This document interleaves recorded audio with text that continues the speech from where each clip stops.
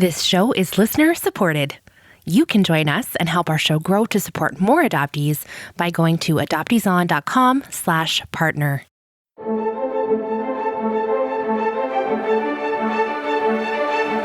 You are listening to Adoptees On, the podcast where adoptees discuss the adoption experience. This is episode 146, Abby. I'm your host, Haley Radke.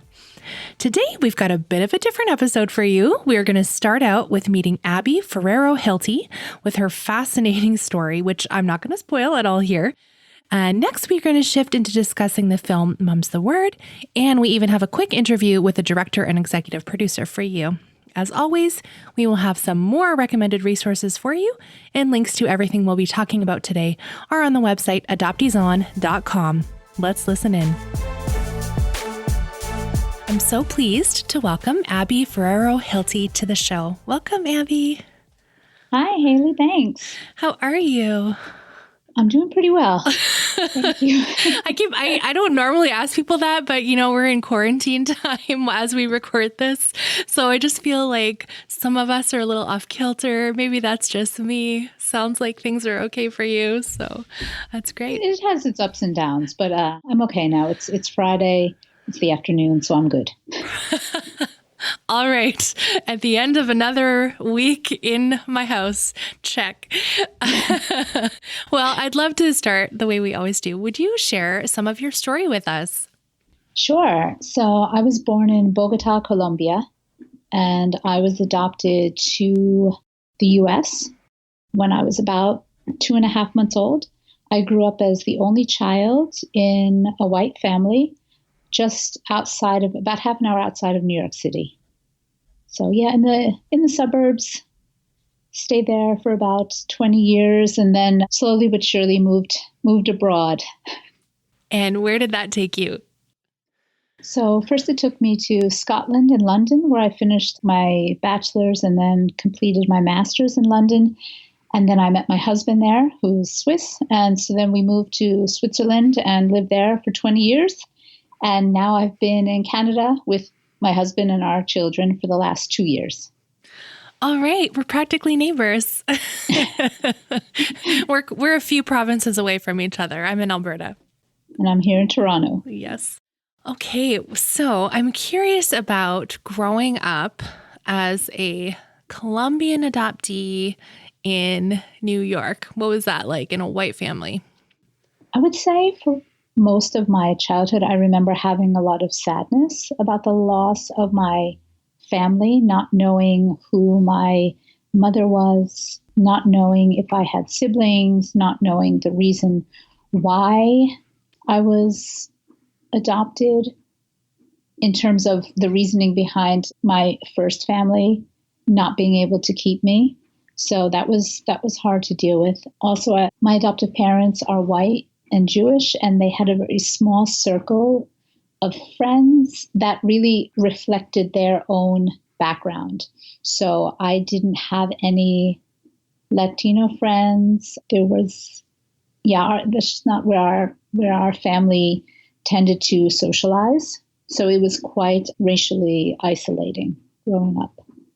I mean, it sounds like all doom and gloom. I mean, I had friends and I had a small social circle, but no one who reflected me in terms of my original cultural background or in terms of giving me like a racial context or racial mirroring.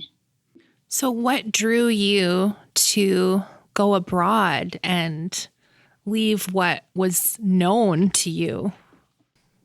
I think I've always been, I don't know, maybe somewhat of a critical thinker and looking at, even though, like you said, the U.S. and New York was known to me. And of course, there's comfort that comes along with that. But I feel like maybe I needed to get away from the place where I felt that I was brought to, that wasn't my original place. And I didn't really know. I mean, I knew I was from Colombia, but I didn't know any family there. I didn't have any friends there. I didn't have that connection to the country. And I think there was a lot of fear also involved in my Spanish skills aren't good enough. I don't know much about the country. In the media, always been portrayed as a dangerous place. So that wasn't somewhere that I wanted to go, but I felt like I needed to get out of the US and see and be somewhere where I wasn't brought into. I felt like, I was brought into the US in a way artificially, and I needed to get out of that.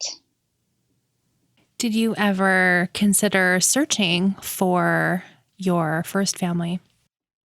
I would say my whole life, that was my one thing on my bucket list. I just wanted to find my mother. It didn't really matter what that meant in terms of, I feel like I didn't even carry that thought further than, will this be a relationship? Will she be alive? Will I have siblings, or do I have siblings? It was just, I have to find her. And that's kind of where the train of thought stopped. That was the one thing that I needed to do. But it took a very long time to actually mentally, and I would say emotionally, prepare, because it was very scary at the same time to say, okay, I'm really going to search now, even though that's all I've ever wanted. What happens if you get all you ever wanted? And what happens if you don't get all you ever wanted? So it's best not to even go there. So it took a long time before I was ready to search. I wouldn't even know how to do that. How do you start searching when you're in a totally different country? Yeah, that was tricky when I was younger, but then again, I wasn't ready.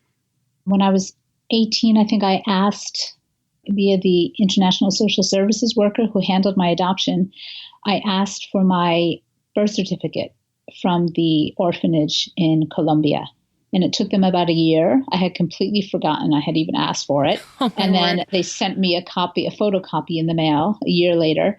And I think I was 19. And then I was completely petrified of it. So I just kind of kept it in my night table for like my whole life and just made sure I had it near me, but didn't use it. And then along came the internet and along came Facebook. And I found the group Adopted from Colombia. It's a closed Facebook group mainly for Colombian adoptees, but it's also for anyone connected to Colombian adoption. And it's such a gold mine of people who are at different stages of their journey of adoption. And some people had already searched and found family. Some people had used different investigators. So I was able to kind of ask the group, who have you used in terms of search organizations? What are the pros and cons? What are the costs? And then somebody had connected me to a group actually based in Holland and in Bogota. And I sent my paperwork to them and they reviewed it. And they were like, yep, this looks legitimate. And it had never even crossed my mind that it wouldn't be. I was very naive. I just assumed, oh yeah, all those names are correct and all those numbers are correct. And I am like the needle in the haystack because I was lucky. They really were. The name of my mother was correct. Her identification number was correct. So it was then relatively quick. They found her within, I think, a few days, really. Amazing. Yes. Yeah. It was very, very exciting, but very, very overwhelming. So they found her. What does that mean? They gave you her contact info and put it in your hands, or did somebody call her?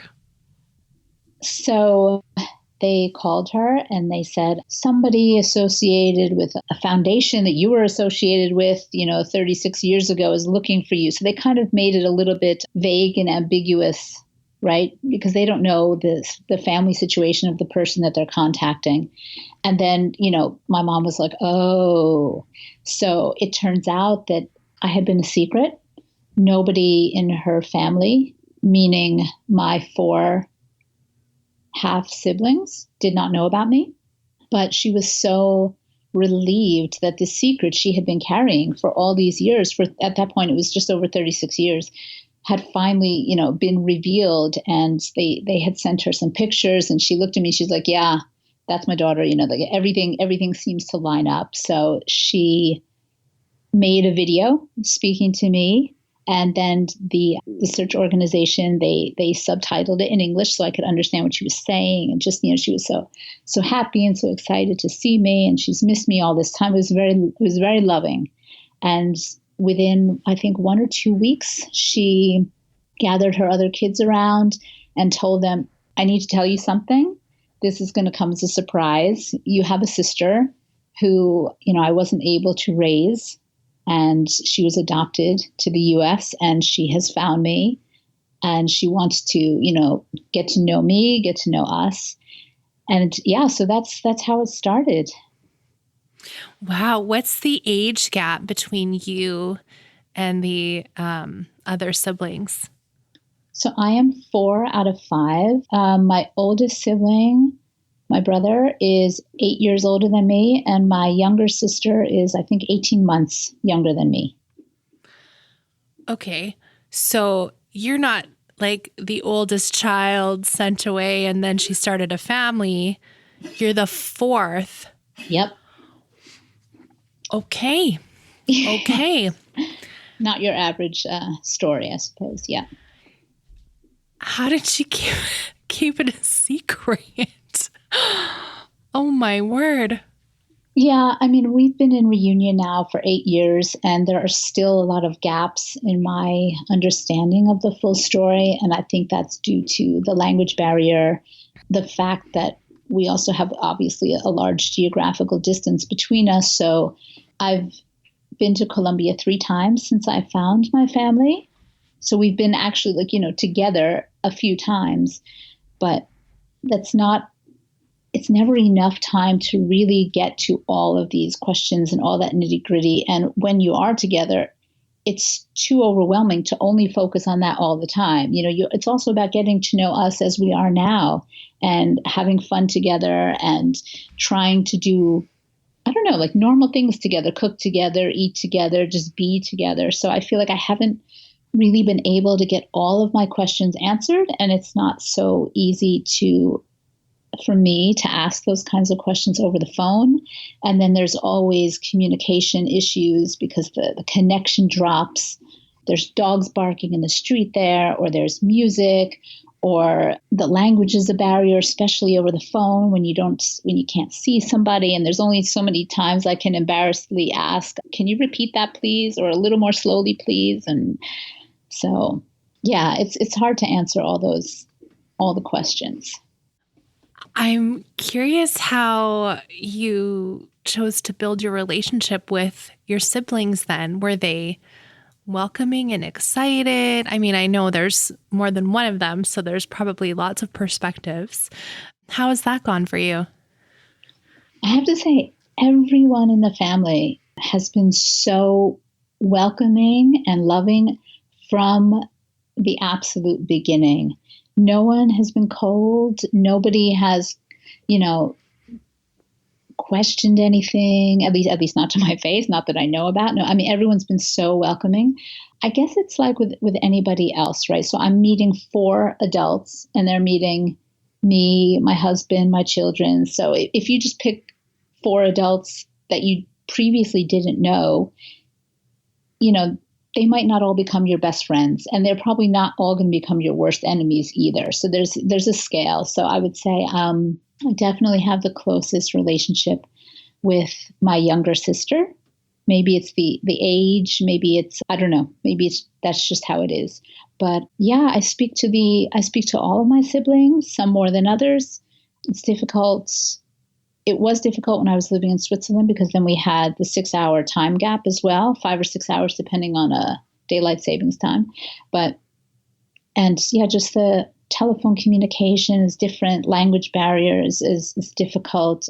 Cultural, religious, economic barriers. I mean, so many different things, but everyone is extremely loving and kind, and they're children too. So I have a lot of nieces and nephews, and it's amazing. It's really, really amazing.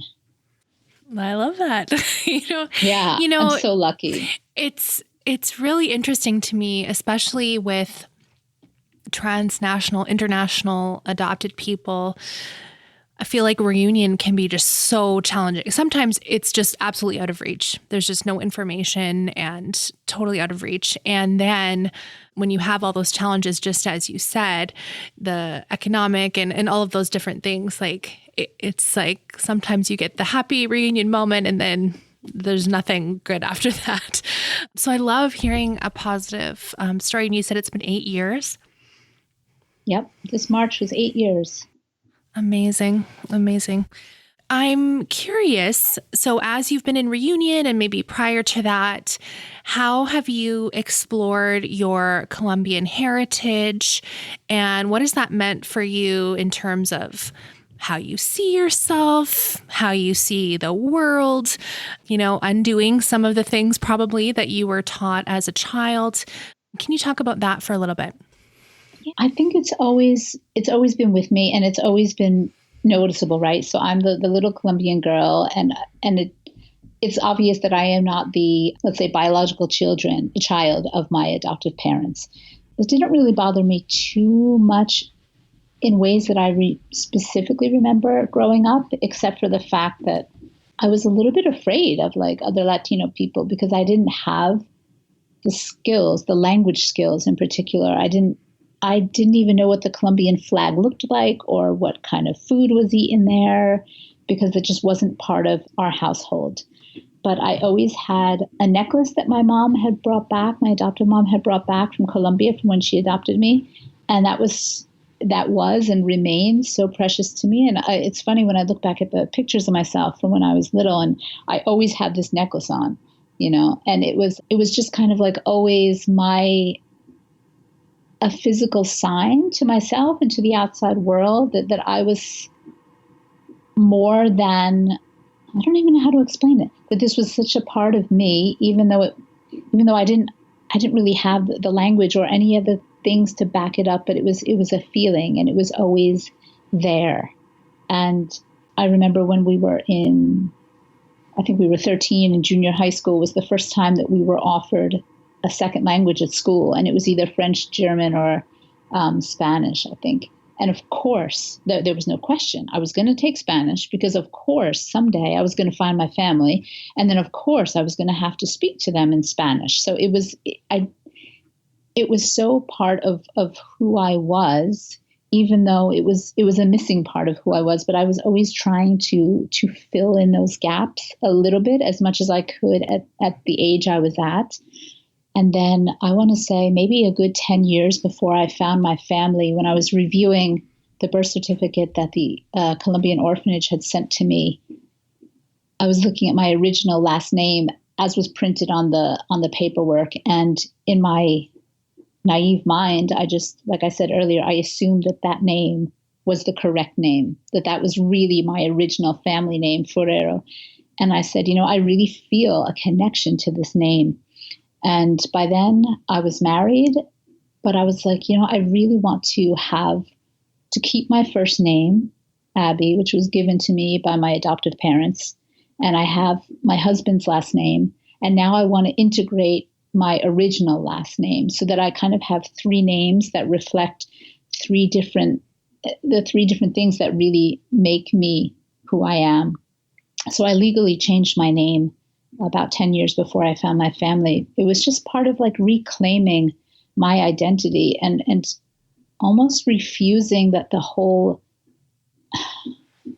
I feel like, when maybe brown babies and Black babies and children are moved from their home countries to other countries, to Western countries, there's that feeling of that patriarchy and being colonized by others. And I don't mean that in a horrible way against my family. I didn't feel that. I didn't feel that they were, oppressors or anything like that. But I think it's more of looking at the system as a whole. And by the time I was in my mid-20s and I had started to think about these things, how the system of adoption and the system of transnational or intercountry adoption affects people, and how I felt that I needed to sort of reclaim some of those things that were taken from me. So I changed my name. I did as much as I could to learn Spanish. When my kids were born, really to think about, especially when my son was born, to think about a name that would be pronounced the same way in Spanish and in German, which is my husband's first language, his native language. So there were always little things that I felt like I need, little steps that I was always taking along the way. to kind of decolonize my mind or my person. That is, okay, so interesting. I was really shocked when you said you changed your name before you had even found them, but you just felt this deep connection to the name. That's really amazing. Okay, so it sounds like you were getting really connected in different ways before you really did your search. Did you get connected to other adoptees online? You mentioned the Facebook group that you joined. Were you seeking that out when you looked for it? What was the process there of thinking about, I'm adopted, what's my next step? Do I look for other adoptees, or was it more about your search? I don't know. I'm not sure exactly sure where I'm kind of trying to direct you to, but I'd love to hear about trying to connect with other adoptees. Yeah, definitely. I think that all started for me back in high school. I was 16 and I had to do a project for school. So, of course, it was going to be about adoption. And I went to my local library back in the day when we didn't have computers or the internet, and you actually had to like get books in the library. And I had this. Do you remember the card catalog? The Dewey Decimal System? Absolutely. Oh, no, I like pulling out the different drawers and like flipping through to find like the book that like the card to go with the book you wanted to find. Oh, my word. I know. And all the journal articles and the microfiche and all of that. So I used to work in a library. I'm a nerd. No, I totally get it. So I'm in the library and I have this huge pile of books and magazines that are all related to adoption. And then I hear this voice behind me, and it's a young man's voice, like maybe in his 20s or something. And it says, if you're really serious about learning about adoption, I know who you should talk to. So I turn around, like I look behind my right shoulder and there's nobody there. And I look behind my left shoulder and there's nobody there. And then I look back at my pile of books and magazines, and there's this business card right on top of it. It was so strange. And it said, Joel Soul, Adoption Crossroads, and it had his address and phone number. And I was like, okay, this address is like 15 minutes by car from my adoptive mom, from my mom's house. I don't know who this person is. And there was nobody else in this little, study room I was in. So it was so strange. But the next day I was like, I have to call this number. I have to know. So I called the number expecting to hear the same young man's voice. And I get the voice of an older man, like in his 50s, 60s. And I tell him about the story, and he's like, that's an amazing story. I have no idea who that was or how that happened, but I run a support group for adoptees and natural moms, natural dads, like first moms, first dads, every other week in my home. And you're more than welcome to come. And you're young, you're only 16. Please bring, your mom or your dad, an adult with you. You don't want to, so that it's, so that we're sure everyone is safe. So I brought my adoptive mom with me for the next meeting. And sure enough, it was just this wonderful support group for adoptees and first parents to talk about their feelings relating to adoption. And that was my first time being in a room with other adoptees. It was mostly adoptees, a few first parents, but it was really my first time being there.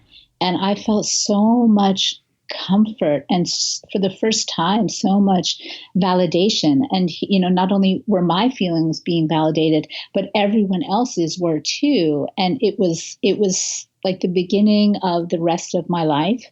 And since then, everywhere that I've lived, when I lived in Switzerland, it was critical for me to find a local in-person support group, which I did. And Facebook is great, right? Online support groups are great, but for me, nothing can really replace that in-person connection that you get. So yeah, I've always felt so super safe being in that adoptee space at an adoptee support group. And I love the one that I go to. Actually, I go to two different ones here in the GTA, and I love both of them. Wow. Okay. There's two in Toronto. That's amazing. I was going to ask you how you got connected once you moved to Canada 2 years ago. took me a good 6 months to just kind of get my bearings here and make sure my top priority, of course, was to make sure that my kids were settled in and everything like that. I had a job and they were willing to let me just take those first 6 months to settle in with my husband and my kids.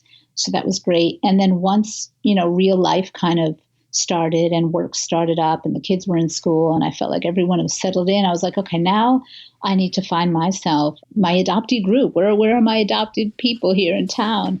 I don't even remember how. I must have looked online and I found the local group that I started going to. And it was great. It's called Ask for Adoption Support Kinship.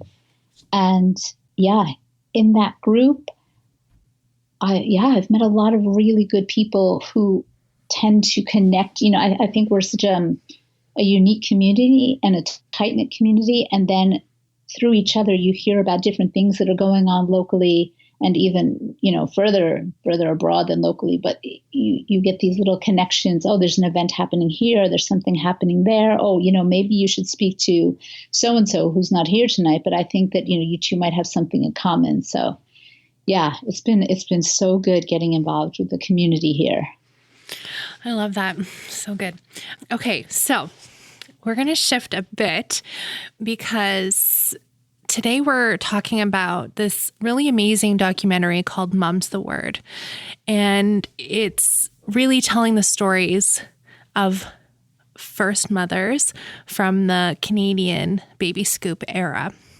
And I'm curious how a Colombian adoptee who was raised in New York and hit a few countries on her way back to Canada got connected in with the Mom's the Word project. Yeah, that's a good question. So from my local support group here, the Ask group, I had met somebody and I can't remember exactly what happened, but she said, you know what, I know someone that I think you should talk to. And so she put me in touch, and this person is not adopted. And his name is Colin, and he's the kind of the creator, the director behind the Mom's the Word film. And so, I went to through Ryerson University, he was presenting his film project. It hadn't been released yet, but he was discussing the film. And so I went along with my family to listen to it, and it was super interesting. And then afterwards we got to talking and just, struck up a friendship. And just that someone who isn't adopted himself was so interested and so passionate about giving space to first moms was really amazing for me to see, because usually people who aren't adopted, people who aren't part of the adoption constellation, they don't tend to get involved in adoptee issues. So I was really blown away that he was so passionate about this and that he had created this project, and he was literally going to, I think, like to every province across Canada, right, and interviewing all these first moms. And then he said of course, the film focuses on the first moms and their feelings and their experiences as related, like you said, to the Canadian baby scoop era. But he did want to get some perspectives from adoptees as part of the interactive part of the documentary. So there's the main film, and then there's also, through like an interactive link, you can click on different little stories that add to, I guess, give like a fuller picture. So he was like, oh, do you want to give an interview on camera? And it was very scary, but I thought, this is a wonderful thing to be a part of. So I gave a short little interview as part of the interactive part of the documentary. So as an adoptee and someone who has been in online adoptee circles, perhaps some adoptee activism, I would say, is that accurate? Yeah, I guess so. Yeah. Okay. We'll go with that. You published a book of adoptees talking about their experiences. So I feel like there's, something there. What is the importance to you of hearing the first mother's side of the story? I have a feeling that when I went to that first support group, back when I was in high school, and my first experience was with a group of people who were not only adoptees, but also first parents. And it was very important to understand that for both of us, we're kind of the other side of the coin to each other, right? So I am half of the story. My mom and also my dad would be the other half of my story, and vice versa for the first parents. And I feel like to fully understand myself and my journey as an adoptee, I need to also understand, at least to listen to and to try to understand what first mothers especially went through, and not just my own, because it's, like for every adoptee, maybe we had similar beginnings, but the way that we feel and interpret things varies wildly as we go through life. And I think the same for first parents. It's only natural how we incorporate all these experiences into who we are at any given moment. So it's always been really important to me to understand and to give space to hear their stories and to validate all the things that happen to them, because especially as a mom to my own two children, I can't imagine still like the horror of losing a child and then never knowing what happened to it, and never being allowed to know, never being allowed to talk about that, never being allowed to just say, yeah, I'm a mom, but I've lost my child and I don't know where he or she is now. And maybe they're an adult now. But so it's always been really important to me for my journey to also understand the other side of me, which is my parents. Do you think trying to understand that has helped you in your reunion? Yes. I think once you realize a lot of the systemic things that go on to create, I feel like it's almost like a perfect storm every time it happens, because most women, I would say that the overwhelming majority of women who do get pregnant do not want to lose their child. It's true that not 100% of women who get pregnant want to parent, but I would say it's probably the overwhelming majority of women who would like to parent their child if they lived in a perfect world where they had all the resources that they needed to do that. So I feel like when you understand the systems behind this perfect storm that leads to a woman losing her child, that you listen to it from in her words as well and through her experiences, then you can develop empathy, because your inner child, your inner baby is hurting too, right? Is crying for that mother that you lost, and realizing that mother, that your mother at that moment in time is also crying for her lost baby. So I think you can feel like a sense of empathy and a parallel. I don't even know what the word is, but this is feeling in parallel that we're kind of on similar journeys.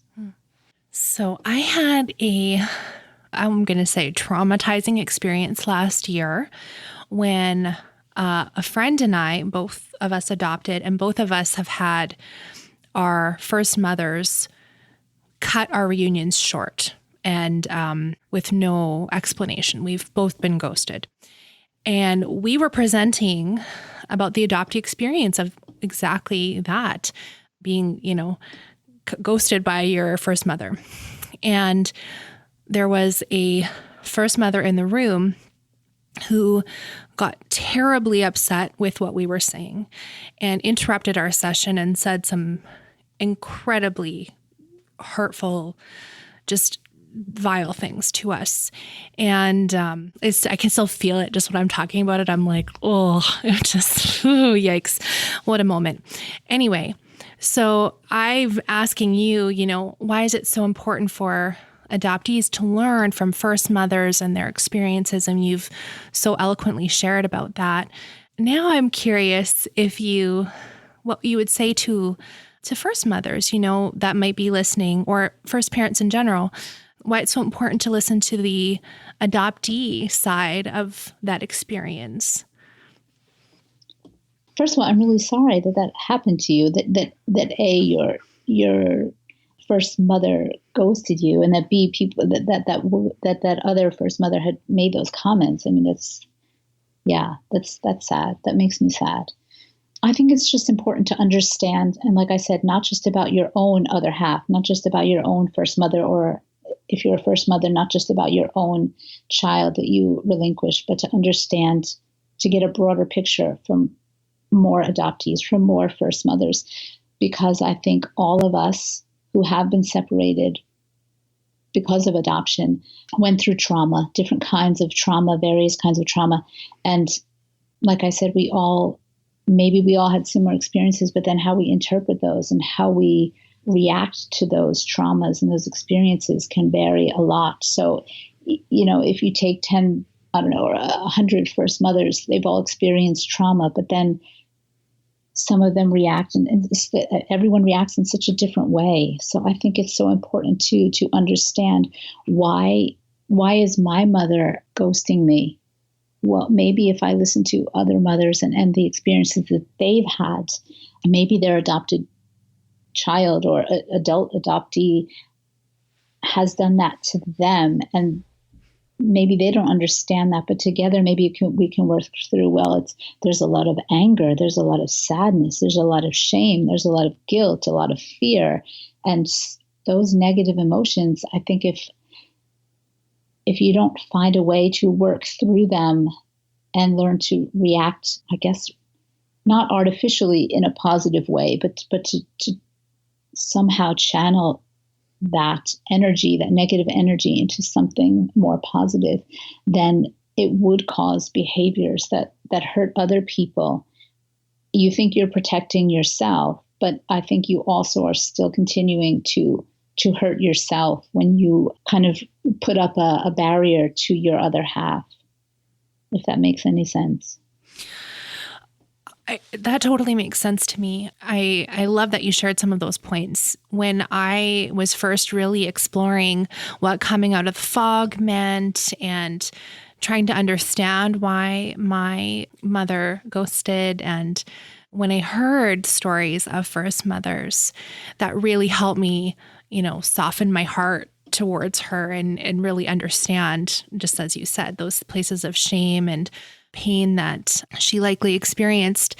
And so I think that's another reason why I think this film is so important for adoptees to watch as well as the general public, especially if that's something that you've had in your, in your experience, just like that anger towards your circumstances, and, maybe it's rightful, justified anger, and yet there is likely more to the story than what we've been told or what we've been led to believe. So I really enjoyed hearing from, I don't know if enjoyed's the right word, but I really enjoyed watching it and hearing first parent stories. And I'll tell Colin this too, but truthfully, I was a little bit nervous to watch it because I thought, oh no, is this just going to bring up all these bad feelings for me? But instead, it really just, I feel like, helped me understand again at a different level someone else's experiences. And I just think that's such a powerful thing to do in the world, right? Even if we're not talking about adoption, just trying to understand someone else's story, I think helps us be better people, as cliche as that might sound. No, I totally agree. And I think it's especially moving and effective when it's done through the first voice of those people, when it's not a Hollywood drama that, that people are writing about, but they don't really necessarily have the experience and the background to really be writing about that. And it's, it's scripted. And I think when you have a documentary like Mum's the Word, it's not being written by Hollywood writers. It's not scripted. It's being spoken by the women who lived and who continue to live this life. And so I think you're right. I think it's so important for adoptees, but also the general public to watch and to witness, because I think if you stopped somebody on the street, a random person, and you ask them, do you know anyone who's adopted, or do you have anyone adopted in your family, maybe a cousin or somebody like that, I bet most people could say yes. But I bet if you stopped a random person and asked, how many first moms do you know who relinquished the child, I bet it would be almost nobody. But mathematically, that's impossible. Because if I'm an adoptee, then somewhere out there is my mother and my father. But no one's allowed to talk about it. It's still such a taboo topic. And I think to allow women to present their stories in their own words and on film so we can see them, we can hear them, they're real people, I think that's very powerful. Thank you. Thank you for sharing with us. And I'm going to move and do our recommended resources segment. And okay. We're going to do our recommended resources now, Abby and I, and then we're going to continue the conversation about Mum's the Word with Colin, and he's going to tell us a little bit more about the film. So we'll save that recommendation for Colin. But I want to recommend, Abby has edited a book called Decoding Our Origins, The Lived Experiences of Colombian Adoptees. And I really enjoyed your essay. It includes a visit to a very famous pancake chain, IHOP. So if you want to hear more about that, you're going to have to pick that up. I'm curious, what led you to decide to edit and publish this collection of essays and other pieces from Colombian adoptees? After I found my family, it took a long time for the dust to settle. But I think almost immediately upon seeing my mom for the first time, and like on Skype, not in person yet, but just knowing that she was out there and that I had an actual family of people that were, lived here on the earth, and I was attached to them, I felt such a huge sense of relief, and a lot of the sadness was gone. Okay, there's still a lot of sadness of everything that we miss, but there was a different kind of sadness that was relieved by that. I didn't have to search anymore, and search, I think as an adoptee, my mind was always searching. At any given time of any day in my life, there's always that feeling of searching, that energy that takes up so much energy. And when I found them, I realized that I had freed up so much internal energy. And I was like, well, what do I do with this now? I have all this energy. And listening to a lot of my Colombian adoptee friends online whose birth certificates were blank, whose birth certificates were denied to them, whose birth certificates were clearly falsified. So going through the paperwork channels that I went through was not going to be possible for them in terms of reunion. And the only hope for a lot of people is through DNA. So I thought, okay, how can I share my story? But really, it's not just my story, because adoption is so much bigger than any one person. How can we come together to share our stories and to make money to use for DNA kits? So I thought, okay, what if we write a book all together and we share many different experiences through many different media? I mean, there's song lyrics in the book, there's poetry in the book, there's prose, there's all different things. So, whatever media you want to express how you feel about an aspect of your adoption, then we could come together, write this, and use our profits to get DNA kits. So yeah, that's how everything came about. And I don't think I would have had the emotional energy to do that had I not found my family. I love that. Here's a quote from your essay that gave me chills. Our ancestors call to us through our DNA. Amazing. And the cover is really stunning too. I really love the cover. Thank you. All right. What would you like to recommend? In addition to what we already mentioned, Mum's the Word, the film, I also have a website that I would like to recommend, The Daily Adoptee. It's like a blog by Brittany Nash. And it's a blog that speaks mainly to transracial adoptees, but I think the adoption experience and the questions that she asks and the truths and that she brings up, I think a lot of them are applicable to all adoptees, but it especially speaks to me as a transracial adoptee. And also the book, The Body Keeps the Score by Bessel van der Kolk.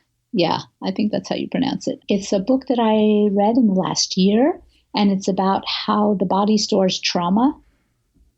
A lot of, it can be childhood trauma, it can be trauma later in life, but the body always stores it. And how can we, people who have experienced trauma, how can we get the negative aspects of the stored trauma out of our bodies?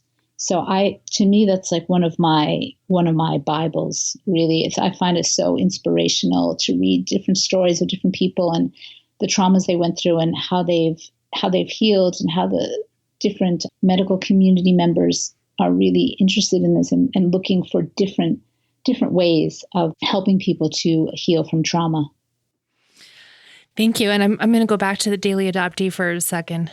Okay, Brittany is an amazing photographer, like stunning photos.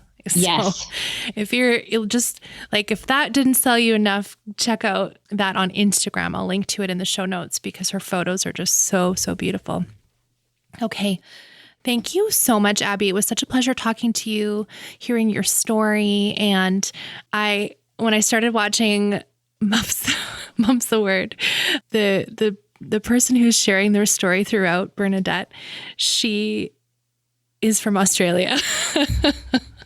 And it's a film about, Canadian first mothers who've lost their children to adoption. And so I'm just like, wow, we're just very international. So I'm so glad we had that connection, and appreciate Colin connecting us to talk about your story and about some of the mothers from Mum's the Word. Yeah, thank you so much for having me. I really appreciate it. This has been really, really exciting. Thank you so much.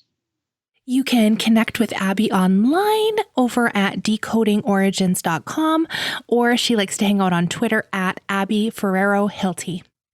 Next on the podcast, we've got the director and executive producer of the film Mum's the Word, and a special appearance from his cat. I think it's only the second cat we've had on so far in over 140 episodes. Here's my interview with Colin Scheyen.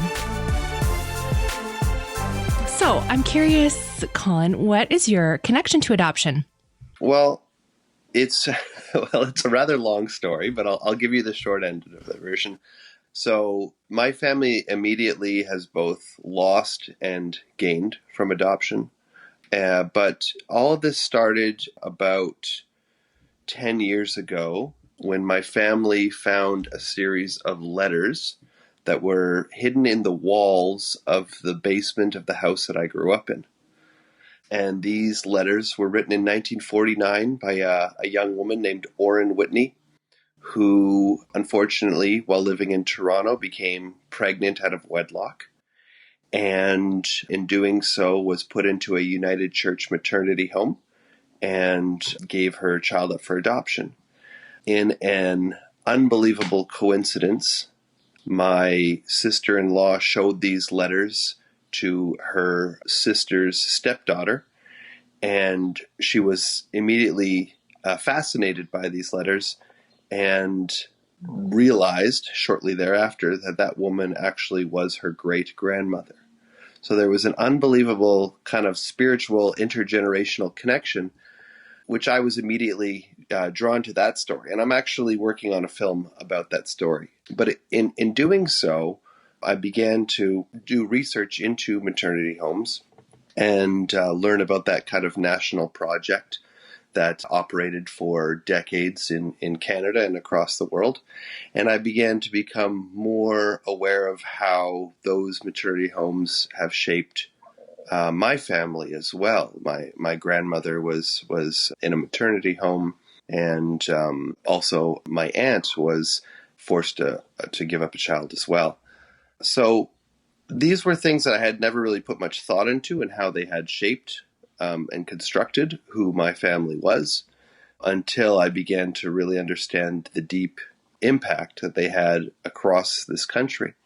And I also say that because saying as my family has gained, because there's also multiple people in my family who are adoptees as well, which makes it at times a challenging topic to navigate, particularly when we want to think critically of it, because there's that detachment between the emotional part of adoption, which is family and love, but there's also what I think is an important part that often gets missed, which is loss. And it's that loss that's not often talked about. Absolutely. Wow. Okay. There's lots of connections there. Oh my goodness. For That sure. was totally a surprise to me.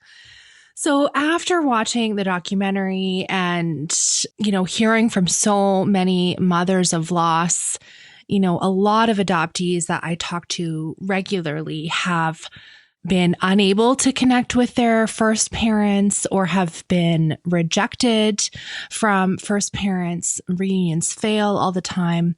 Do you have any insights into that after talking to so many mothers of loss and the things that they've gone through?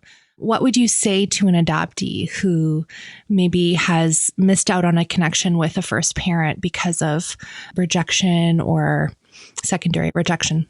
Well, I think there's I think there needs to be empathy toward both adoptees and mothers.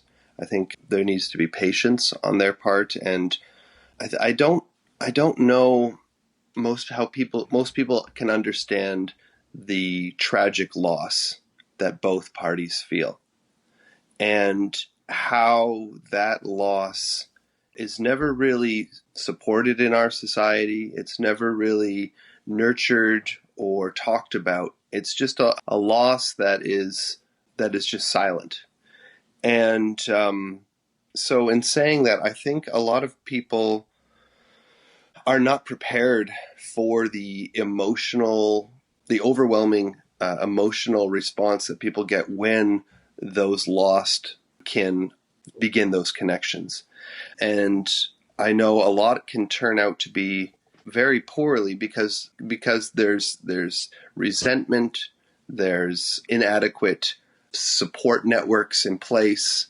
There's a lot of there isn't a culture that really fosters reconnection in our society.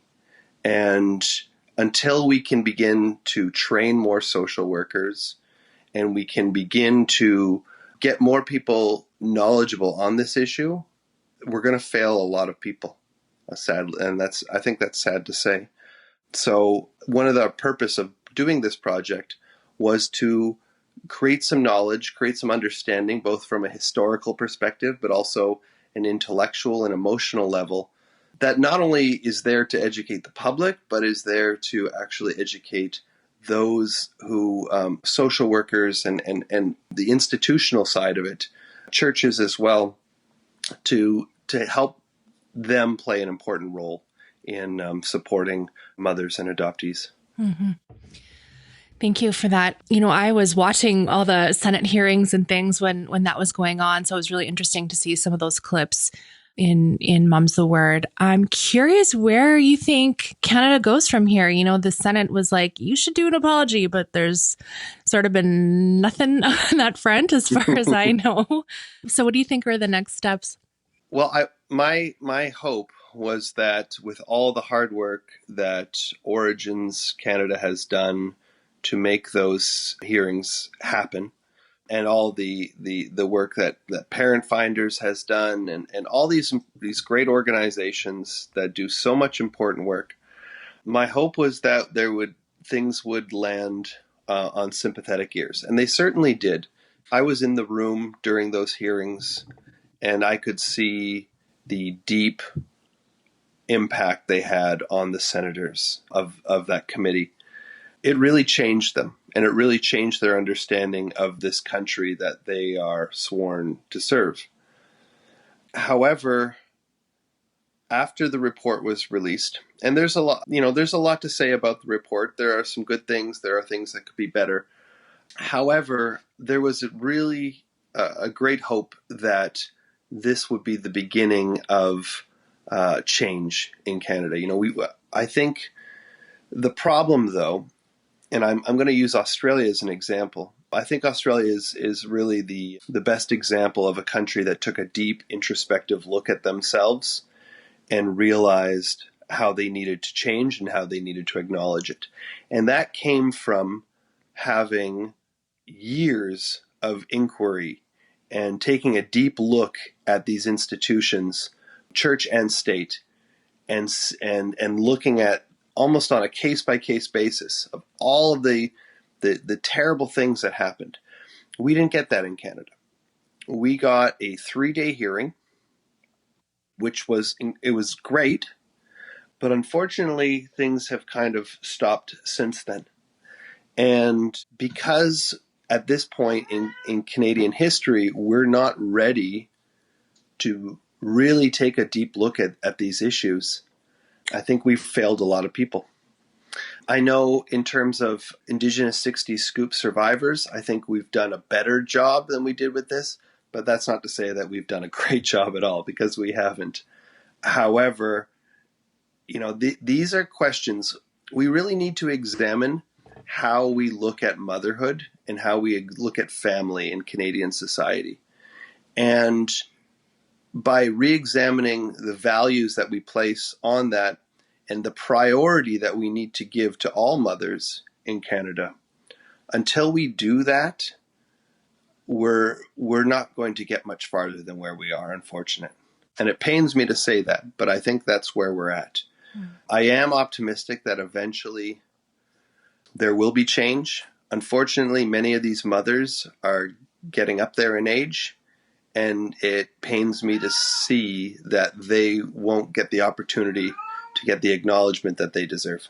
I appreciate those insights. Thank you. A lot of my listeners are American, and they haven't even had, a speck of what we've had with the recent things that have been happening in Canada with this. And you explore that a little bit in Mom's Word and in the, do you call it the epilogue? What section is that? The epilogue. Yes. Yeah. The last chapter. Yes. Yeah. The last chapter. So, listeners can go and watch that section as well, if you're curious more about what we're talking about here with the Senate inquiries.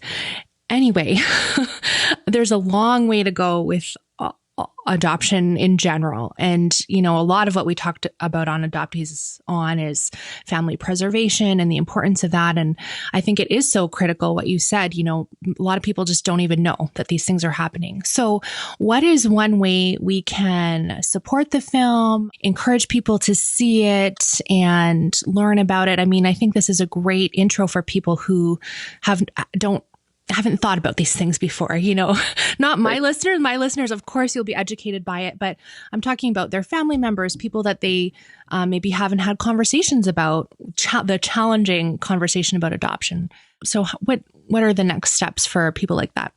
Yeah, I would say, in terms of supporting our film, or you can like us on Facebook. That's really our predominant social media platform. And on there, we post articles and have important discussions on this topic. So I'd really encourage people to do that. I would love it if people would share our Mum's the Word on their social media platforms. I think one of our goals was we wanted to make this free and as accessible as possible. There's a lot of great films that get made every year, but unfortunately, because we have a system that doesn't necessarily support independent cinema, there are very few places in which you can actually see films. So we wanted to make something that removes all the barriers. The only thing you need is a computer, a tablet, or an internet connection. So in doing so, you can watch it and share it and have these important conversations with people who don't know about this issue, because it's when I think of in Canada alone, and that's just looking at from the adoption mandate era, which, shortly after World War II up until around the mid-70s, we're talking about 1 million Canadians. Over 1 million Canadians were impacted by this. That's a huge part of our population. And when I say that, I talk about, that means the fathers, the mothers, and the child, immediately connected to it. Those who were connected to it, but from a secondary way, we're talking tens of millions of Canadians. So we're all a part of this, yet we don't talk about it. We don't acknowledge it. And I think that's a really lost opportunity to make a better society and make a better country. And the same thing applies in the United States. They talk about 1 million people million children impacted by in the United States. Well, that means 3 million people in terms of fathers, mothers, and childs, and that number is just astronomical. So the United States also has a long way to go, but if we can continue to have these conversations that were started began in Australia and have made their way across the globe, I think we can really begin to change how we view families and motherhood and the importance and value that we can place on them. Love that. Okay, so I'm curious what your next project is. So you were talking about that you're working on the story of these found letters. So I'm working on a film called Love, Oren. Oren was the woman who wrote the letters to her father that were hidden in the basement of the house I grew up in. So we actually found the daughter. She actually last summer, she met her family for the first time. So we documented that story. That film should be done by the end of the year. And so we'll be posting that on our social media and hopefully we'll be coming to doing a festival run and things like that. So yeah, this project of mine on still kind of continues to this day. The Mum's the Word project took us about 2.5 years to make that, maybe even closer to 3. It took a long time. It took a lot of challenges to do that, particularly around funding, but we were able to do it because, me and my team just really believed in this project. And we wanted to make a point as to have these stories told because they changed us so much. And we wanted to help change other people's perspectives as well. Wonderful. Where can we watch the film and connect with you online? So please connect with us on our Facebook page, which is Mum's the Word, the movie, I believe. And you can connect with us, but check out the film at www.mumsthewordthefilm.com. It's free, it's fully accessible, and it's yours to enjoy and learn from. I love it. I highly recommend it. I really enjoyed it. I will admit I was hesitant to watch it because sometimes watching first parents, it can be triggering. But I learned so much. I really, really enjoyed it. It's so well done. Highly recommend. Thank you. Thank you so much for your time. I really appreciate it. Okay, guys, I hope that is a big enough plug for you to go check out that documentary. I really learned a lot from it. I felt it was very impactful, so I hope you enjoy it as well.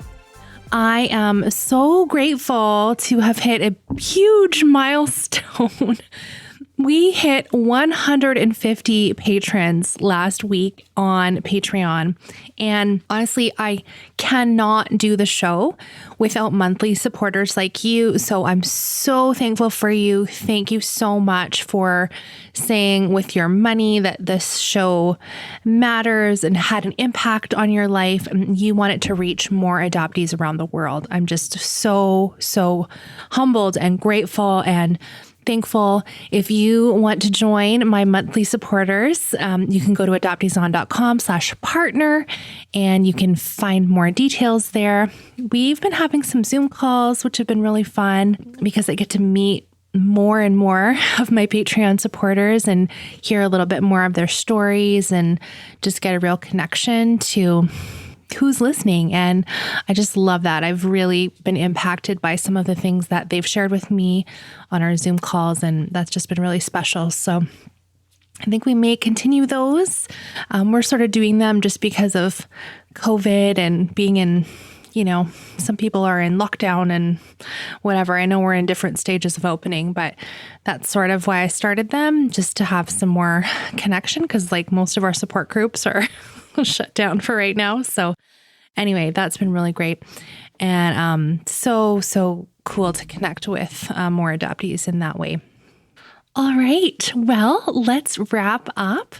I'm going to be back in 2 weeks with another really special episode about an issue that I think is very important and more of us need to know about. So you can look forward to that on July 3rd. So I will see you in 2 weeks. Thanks so much for listening. Let's talk again soon.